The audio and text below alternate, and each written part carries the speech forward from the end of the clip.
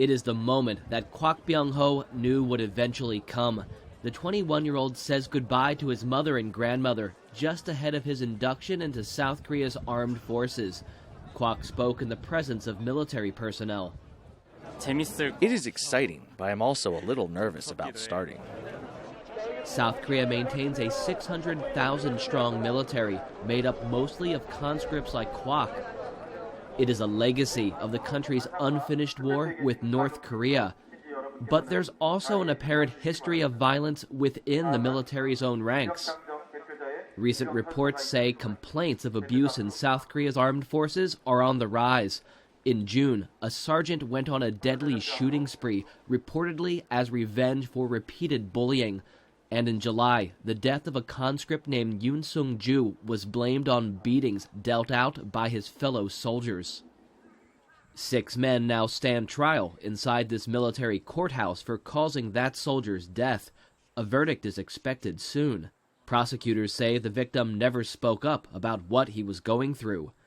Yoon's mother, An Mi-ja, wishes he had not stayed silent. I did not know what was going on, so when the military told me that my son had died, I did not believe it. It was not until I saw the bruises on his body that I found out what had really happened. Lim Tae-hoon, whose Military Human Rights Center exposed the alleged violence behind Yoon's death, says South Korea's military needs reform in order to stop systemic abuses.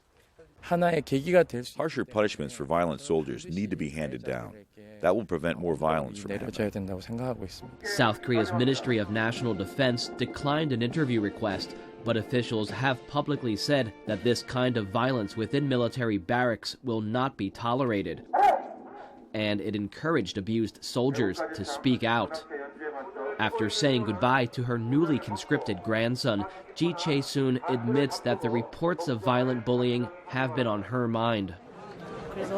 I have worried a lot about that, but I hear the situation is improving for soldiers, so now my mind is a little more at ease.